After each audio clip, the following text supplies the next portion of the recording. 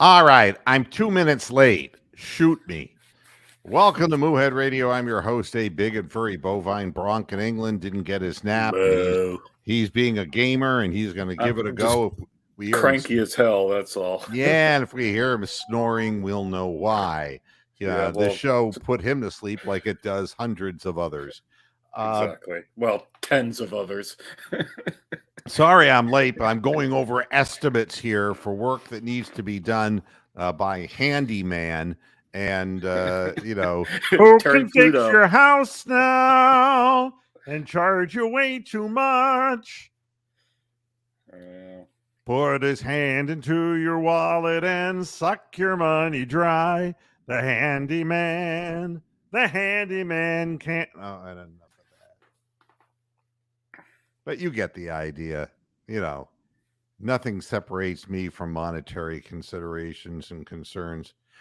I wanted to start the program out like any person who's just fed up with Trevor Stephan. Okay.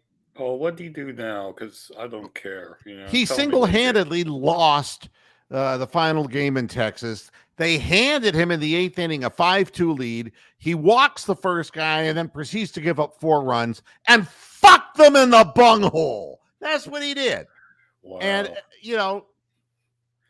and people say, well, overall, his numbers don't look that bad. And it's like, fuck you. Yeah, they do. Because most of the games he pitches in are inconsequential games. Yeah. He wouldn't even be in a position like this if James Karinchak could throw strikes. All right. Instead, him as a setup man, who is he blowing to get this done? Wow. Who loves him? That's grim. 5-2 lead, huh? I mean, what's more flaky, relief pitchers or NFL wide receivers? I mean, they all seem like a group of head cases.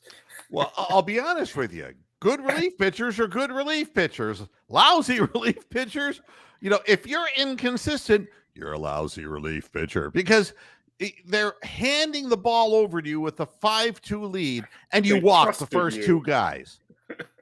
You're not even throwing strikes. I don't need this shit. I mean, why watch a team that can't even fill a stadium full of people, who has no power hitting? This is not last year. You look at what happened last year. The law of averages is averaging out. Yeah. They came back in all those games last year. Oh, God, we're great. We're great. Well, now, the worms turned. It's the other way around. And they suck. All right. So the truth is somewhere in between, which is they're a 500 team. And a 500 team doesn't matter because you saw what Texas just did to them. Texas is like number 1 in the league in all the significant offensive statistics. Yeah, they're pretty good. Yeah. Yeah. And the bottom line is, we did, Bybee did his job. 6 innings, 2 runs given up. He did a great job. They hand the ball over. First, they handed the ball over. I forgot who it all. They after 6 innings, somebody else came in and did a good job. They hand the ball to him in the 8th, and he just fucks them in the ass. And it's just, you can't afford it. This guy has already bounced, and he's 27 years old. Yeah. And it's too late. Yeah, now if he was a rock star, he'd be dead being 27 years old, like Jimi Hendrix and Brian Jones and all those other guys that died when they were 27 years old. Amy Winehouse, loads of people. The reason SpongeBob isn't being called up is he can't play defense. And he's overeager. And hitting in the minor leagues doesn't mean bullshit when you're swinging at pitches out of your zone and they figure out how to pitch you. And I don't need a guy who runs like Frankenstein in the outfield after fly balls and strikes out. He's not the answer. We don't have an answer. The team is not good. Wow.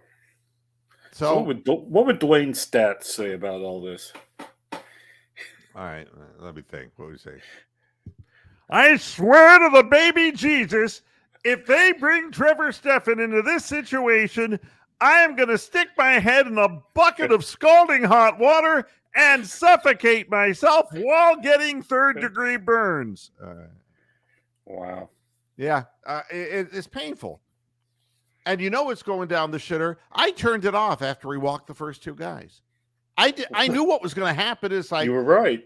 you can't give the Rangers 2 free base runners. Yeah. They're too good. And we don't have, I mean, now Clase is going to get all the rest he needs because he's not going to be needed because there's going to be no save situations. Wow.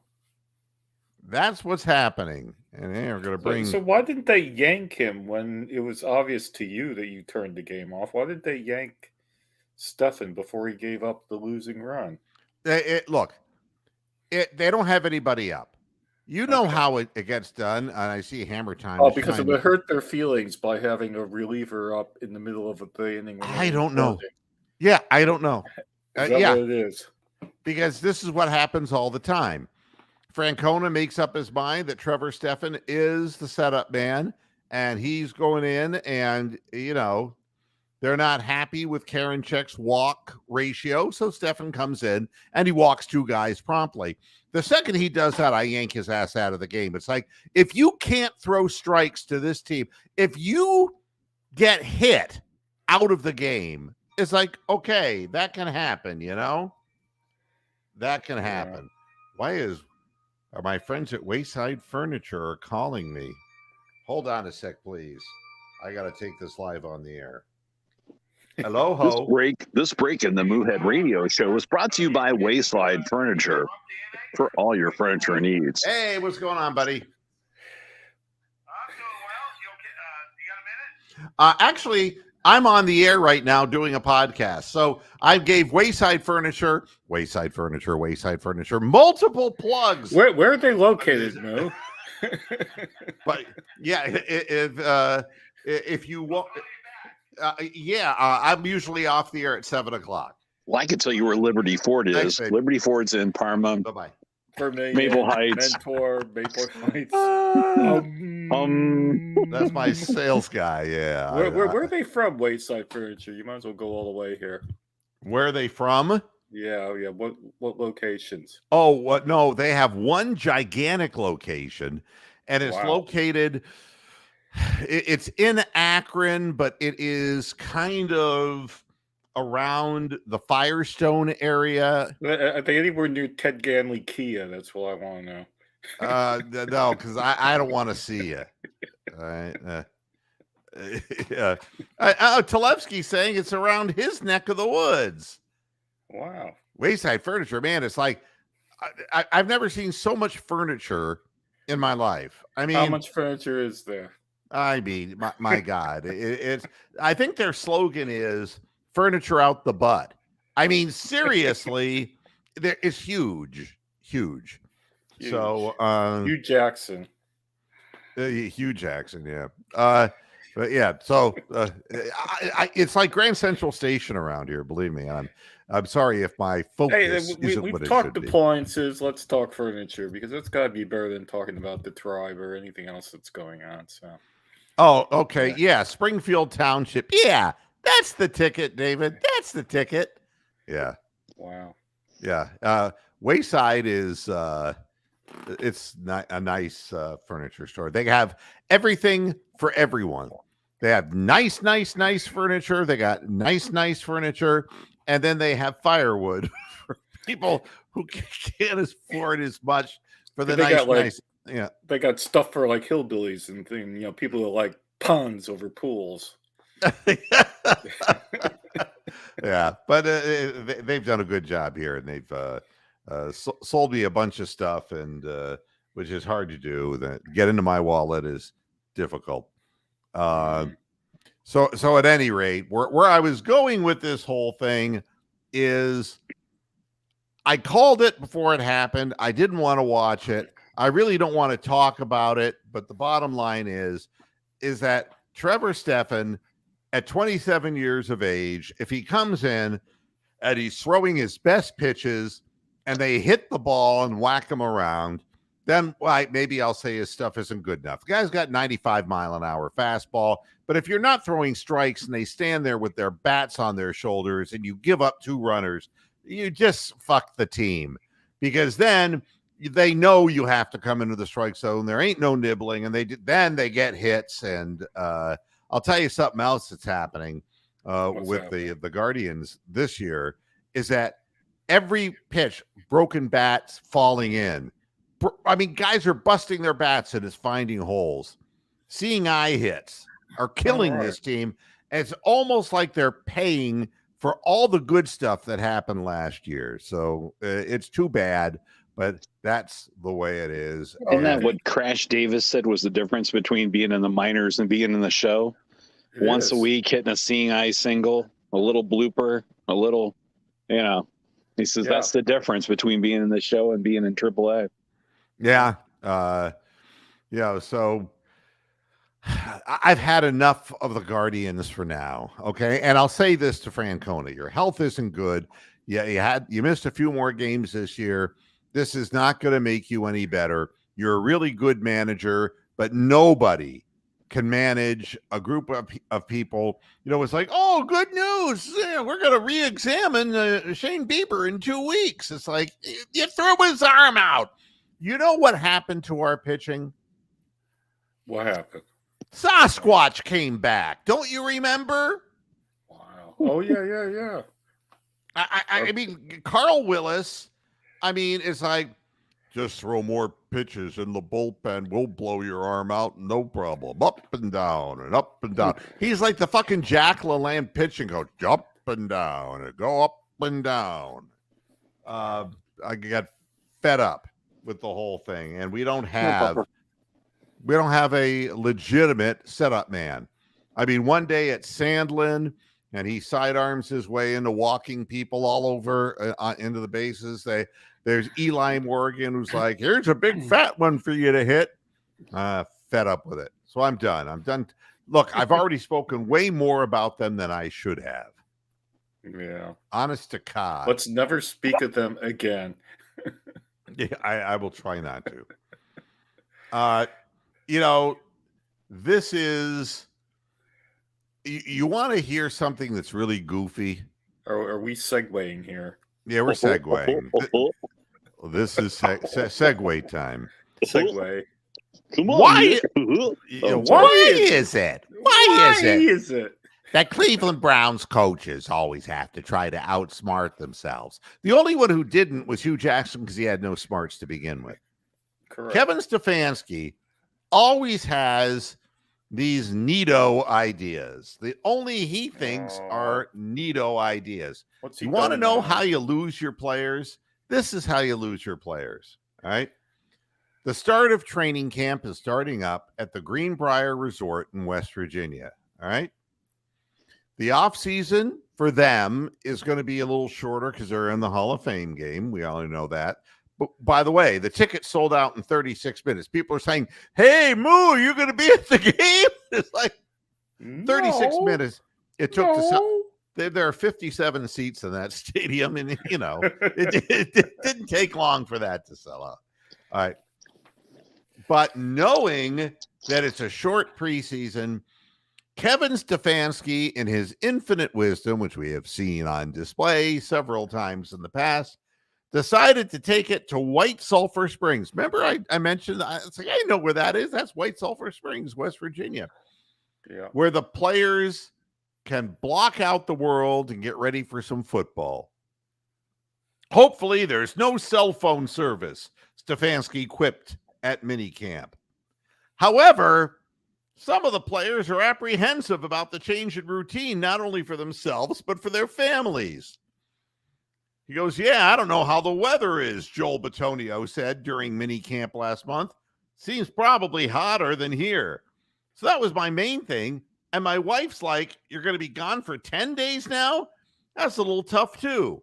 We'll see. I was talking to the guys from the Saints that have been up there for training camp. For them, it's cooler, so they're excited to go up there. And I was like, well, I think it might be a little hotter for us. That's Joel Bitonio. Wow. When The you guy lose who never Joe complains. Patonio, Then you've lost him already. you've lost everybody if you lose him. That'd be like if I suddenly said I'm never gonna watch Moohead again. Then you've lost everybody. Now, the next thing might be the beginning of encephalopathy, however. Okay. Here's the next quote by Joel Batonio. Someone said the hotel might be haunted or something like that. He's been watching too many Vincent Price movies late at night. For The Shining. He goes, so we'll see how that goes. I wish it was like, oh, we go there for 3 days to play golf and then start training camp. But no, it should be an experience. It'll be good to be around the guys for a little bit. We have a little extra time with Joe Thomas in the Hall of Fame game and everything like that. So we welcome the time to get to know each other. Wow. But here's the rub. Stefanski is confident that the players will see the method to his madness once they set foot on the 11-acre luxury resort. Now, let me do this the way it should be done, Ricardo Montalban style. Okay, we're going to do this. Fantasy 11. training camp. 11 acres, luxury resort, more than 700 guest rooms, 20 restaurants, more than 55 indoor and outdoor activities and sports, and more than 35 tattoo retail shops. There's a casino, but they can't go in there. I mean, are you fucking kidding me? Yeah, that's a great idea. I mean, are you fucking kidding me? We're having people suspended left and right for gambling on shit, but there's a casino nearby. Somebody make this stop. I mean, Stefanski's like, they'll all see the wisdom of my fourth down flea flicker calls. And we never see the wisdom. We see the losses. That's all we get. This guy's a schmuck. He's a total schmuck. I call it now.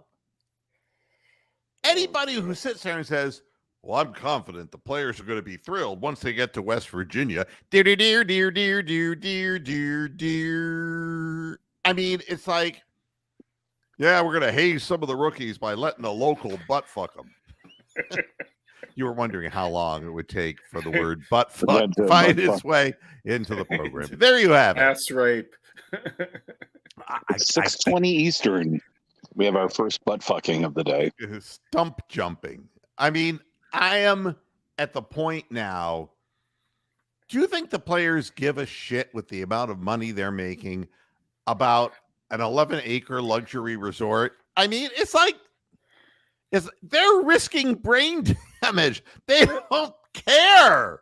I'll tell you what, 11 acres really isn't all that big. That's not much bigger than Dickie V's walk-in closet when you think about it.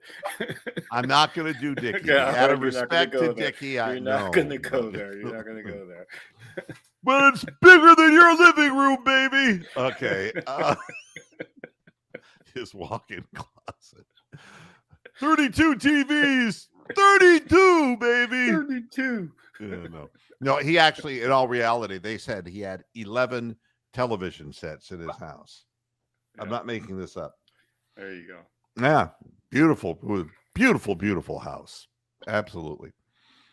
But the Greenbrier has had lots of NFL teams do training camps and practices. With these great teams, the Saints and Texans Yeah. were there from 2014 to 2018. The Cardinals and 49ers practicing there before East Coast games. Yep. Wow.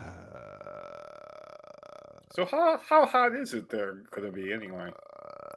How hot is it? We need Dick Goddard on this. I could just do that for the rest of the show. There you go. I don't know. Is it substantially warmer there than it is in Cleveland? I don't think so, They're going really. to eventually have to shift the NFL season further into the year and have it go from like October to March Because I mean, of do you way think the way the players? weather's changing. Do you think the players are going to come in and go, "Oh, Kevin, you were right. We love it in West Virginia. People can't read, but we love it in West Virginia." Hey, I'm thinking back to the days when it used to be at Hiram College, but back then, football players used to have a second job in the off season. Okay, Yeah, Kevin, used to it's paint not quite the houses. same. I mean, I grew up in Garrettsville, which was the only place that had a bar anywhere close to Hiram, and everybody would come in. They get done with practice and they come into the bar in Garrettsville, and but that's a long time ago. That is eons. None of these people were alive back then. So Yeah, it's whack stuff. And I think it would be cooler because there is elevation involved. But regardless, it's like this. Anytime Kevin Stefanski says, ooh, Mr. Cotta, I got a great idea. Run the other way. Yeah. Just run the other way. It's not worth it. Now I have something else I want to talk about. Amsterdam, you can't have family everywhere. My God. Indiscriminate porkage in your family, man. Reds legend Johnny Bench apologizes for anti-Semitic remark. Now, this is the kind of thing that brings the past and the present together. You were wondering what it was that Marge Schott liked about Johnny Bench besides his talent. He was a Nazi. There you go. Bingo. Now 75 years old. Oh, God. Bench attended a news conference Saturday to celebrate former Reds general manager, and a name familiar in Cleveland, Gabe Paul, and former pitchers. Is he still alive? No, he's quite dead. I thought, but he must be. Yep. And former pitchers Bronson Arroyo and Danny Graves. Remember Danny Graves? Yeah. Because Danny Graves is being inducted into the team's Hall of Fame. Was he Wow. that good? For a couple of years, but I don't know about Hall of Fame. Yeah, but in their team's Hall of Fame. The Reds Hall of Fame, I guess. Yeah, Yes. that's what I mean. Yeah. Yeah. Wow, no. Yeah. Let's Oh no, I think Bingo Smith is in the Cavs Hall of Fame, so there you go.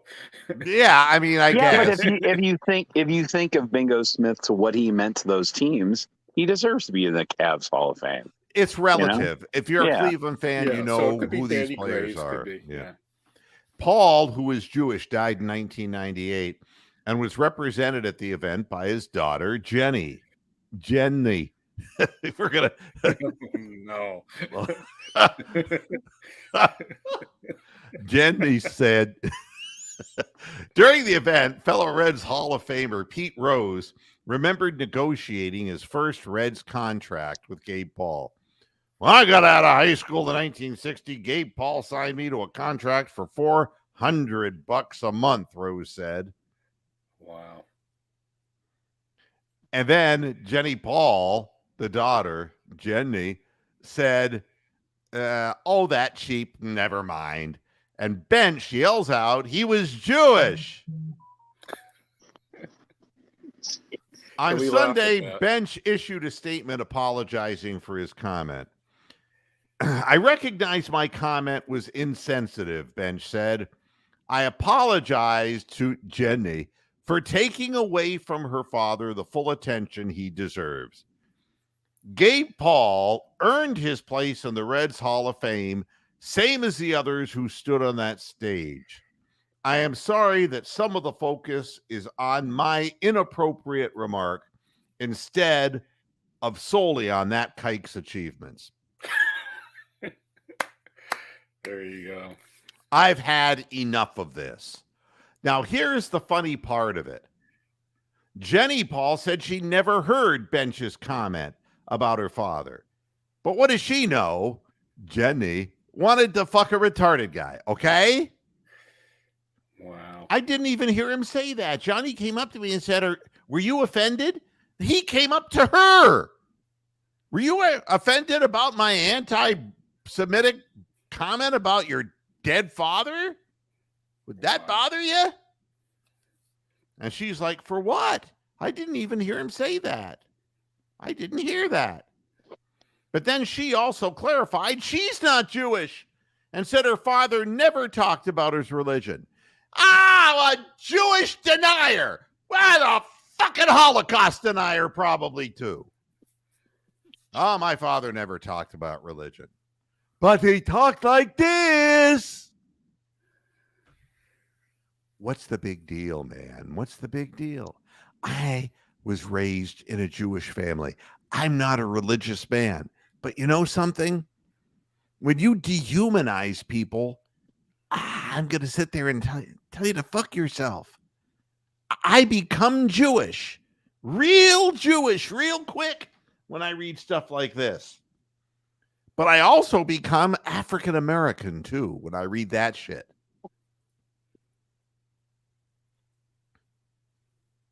It's just ridiculous. Well, I got you some stat lines on Danny Graves with the Reds. Okay, good. Spent 9 years with the Reds, had 172 saves with them. Wow, that's good. And won quite a few games. He had 1 year where he went 10-5 as a pitcher. Two-time All-Star in 2004 and in 2000. So his career ERA is 4 and change. Yeah, but it was 4.05. 6 in Cleveland, but 2 in Cincinnati.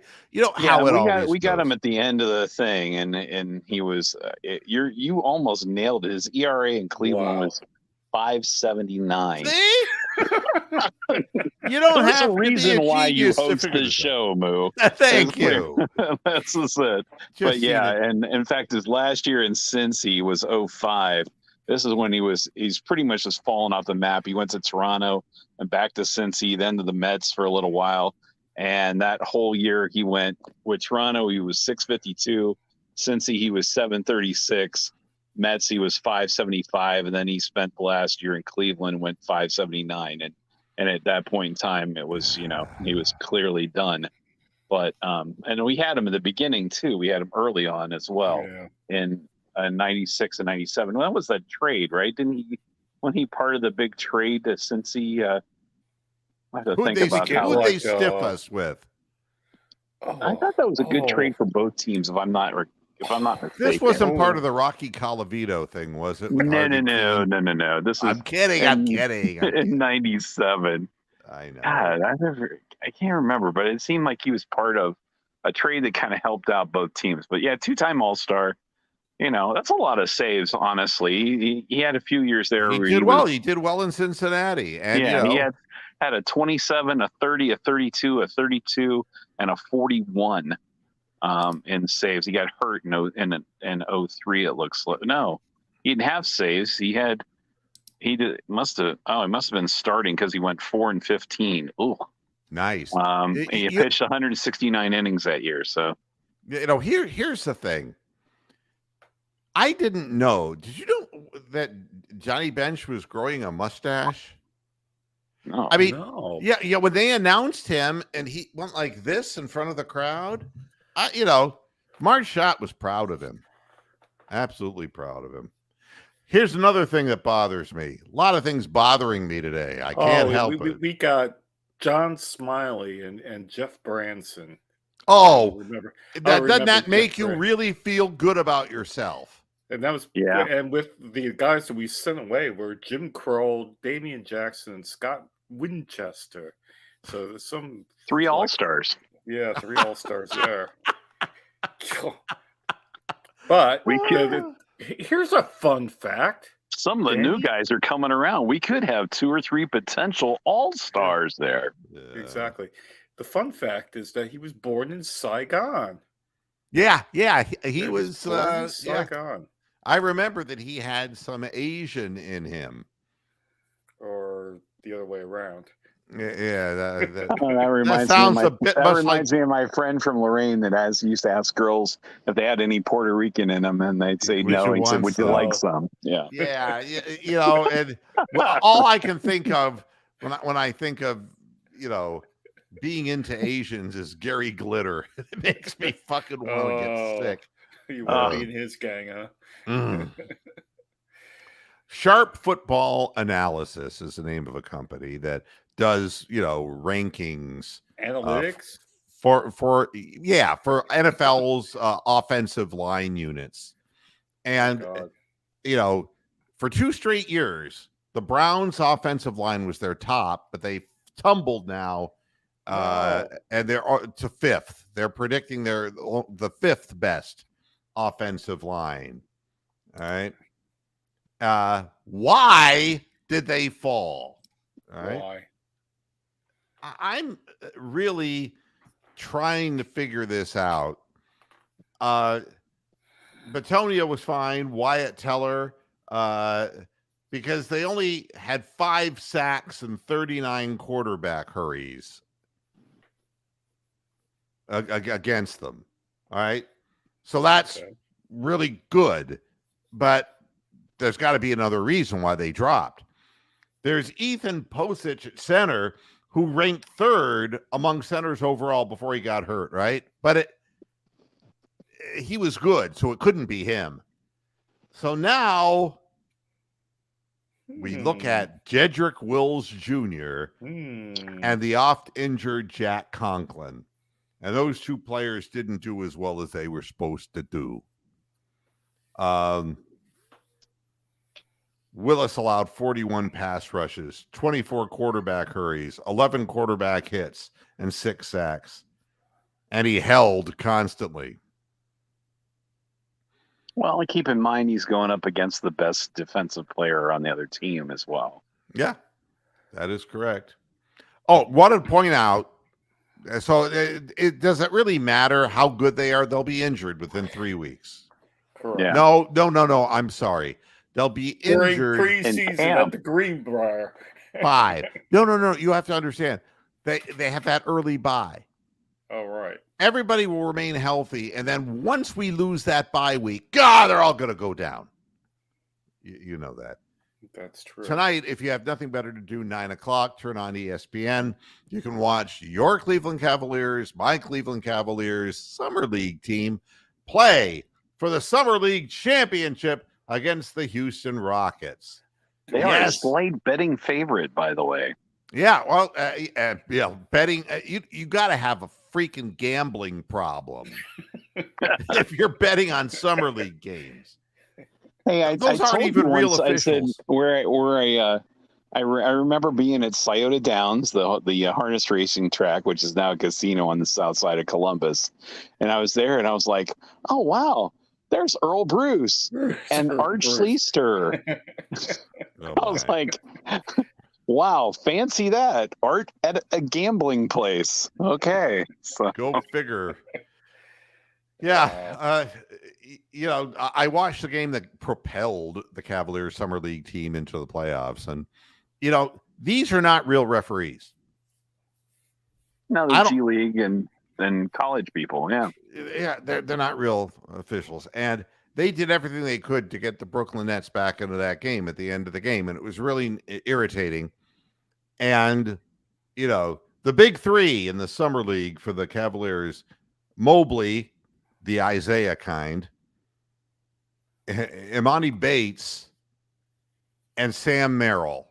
All right, that's the troika that we have going for us. Wow. None of these players are going to amount to anything as NBA players this year. Mobley is too slow of foot. Sam Merrill can't get his shot off. And Imani Bates can't get in the way of his own head, and he's got to prove that he can. Bates is the only one of the bunch who really looks to me like, he could play at this level, but inconsistent shooting. But he's averaged 16.8 points, Mobley 15.8, and Sam Merrill 18.8. But they're chucking up shots, man. Well, that's what I said. It seemed like from what I watched, and I've only watched like 2 games of this, that Bates was able to make his own shots. And that's next level. That's the next level stuff, is being able to make your own shot, create your own opportunities. But in this league, it's trying to make a name for yourself and trying to, but the Cavs are, hey, they're faves. 1.5 fave. Oh, nope, it's down to 1 now. There you have it. 1 point fave. The big money's going on the Rockets here. It's just slid here. I'm being asked a question. Moo, are you still on RCF? And my history with RealCavsFans.com has nothing to do with what's happening now. The original owner of RCF is a friend of mine to this day. I don't even know what's going on over there, because through the years, when I first started out, I thought, oh, the internet's this big friendly place. And jump in there. And, I figured, hey, maybe somebody would like to know on an all written out. And this is so early in podcasting. Forums were forums and podcasts were podcasts, and there the twain should meet. In those days, I figured to myself, well, maybe a forum that was just all print would like to have contact with a podcaster who had professional background. Oh, I was so wrong.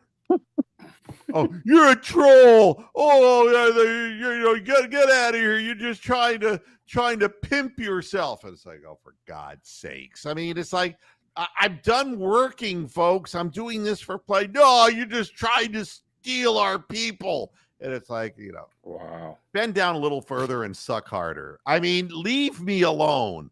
So I just decided, etiquette being what it is, and today, the fact that things have only become more tenacious and more competitive on the internet, I just don't do that, because I don't want people to think that I'm trying to, steal things or steal anything from their sites.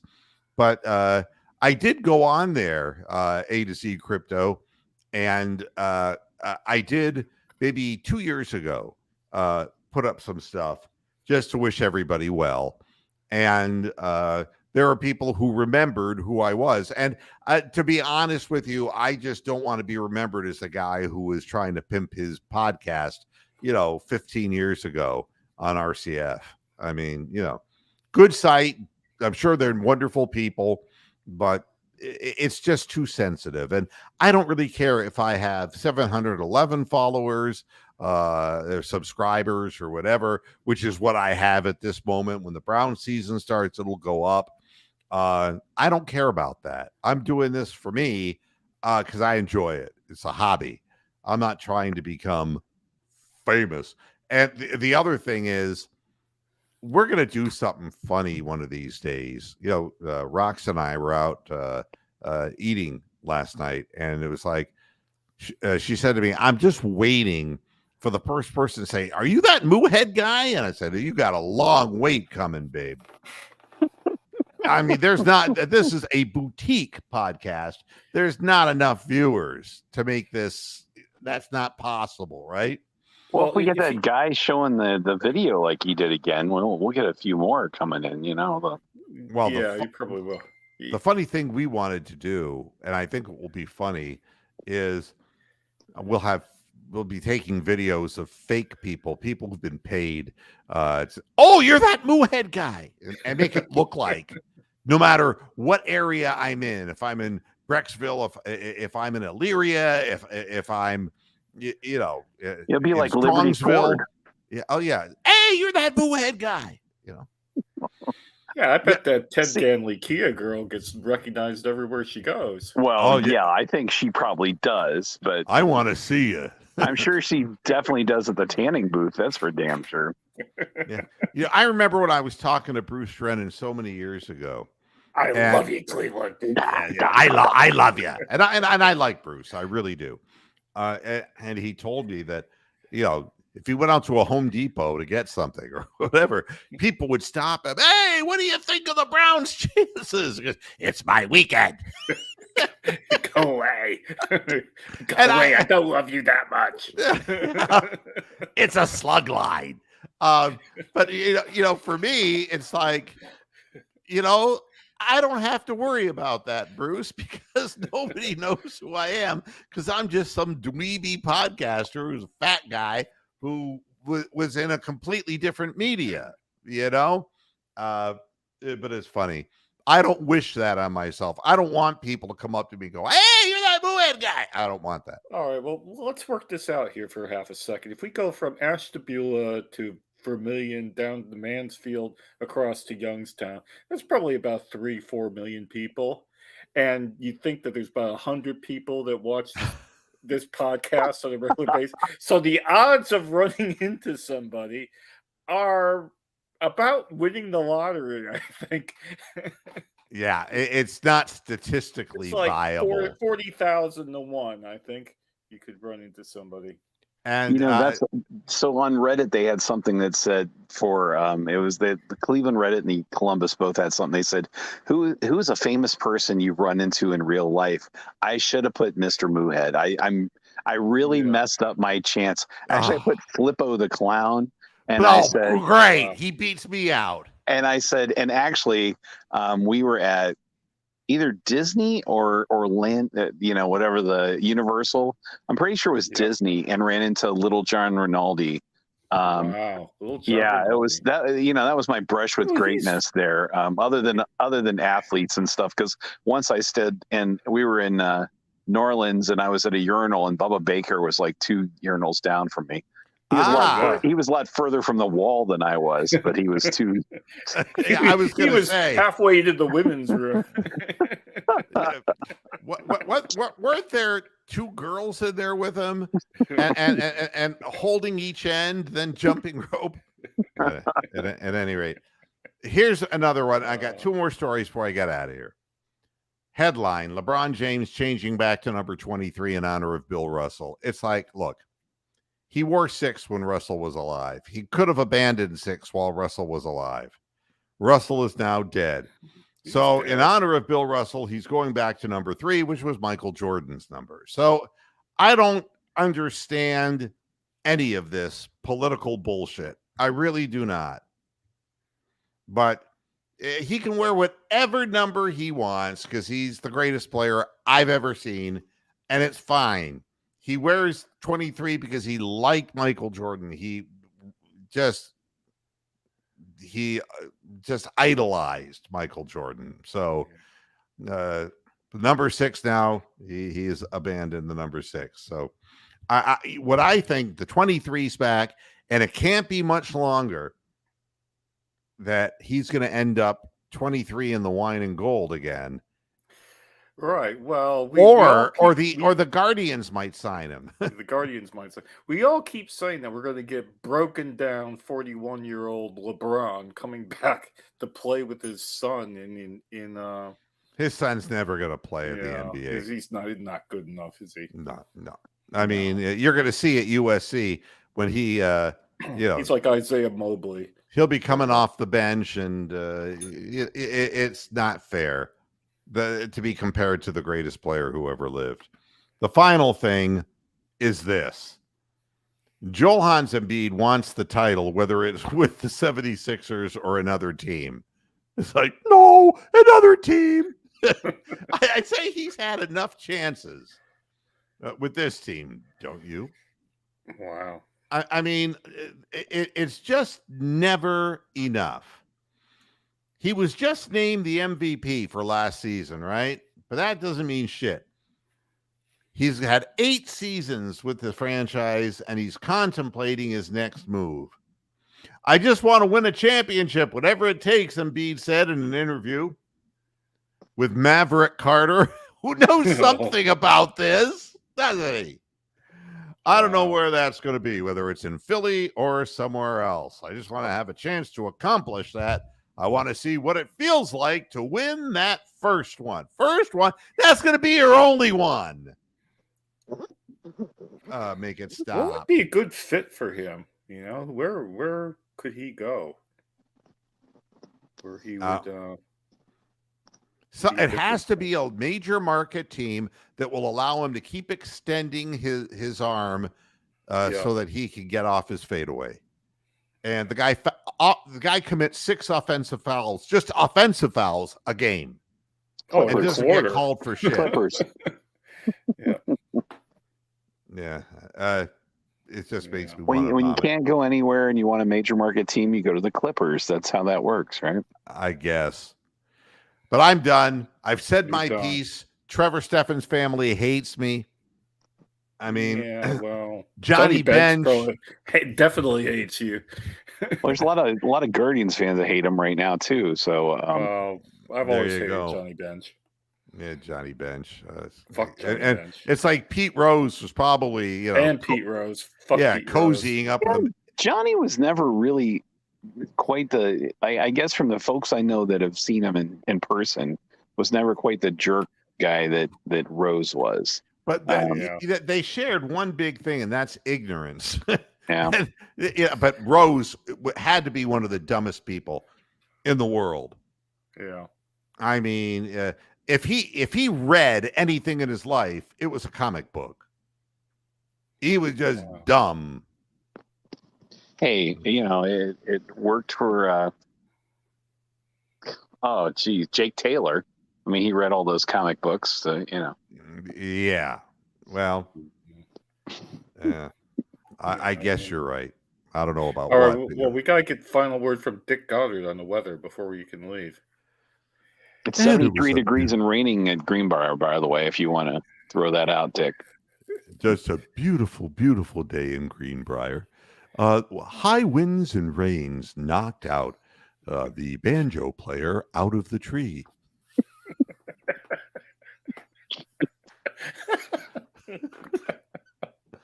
And anal fornication ensued. Squeal! Fortunately, they had a backup banjo player. Oh, thank you.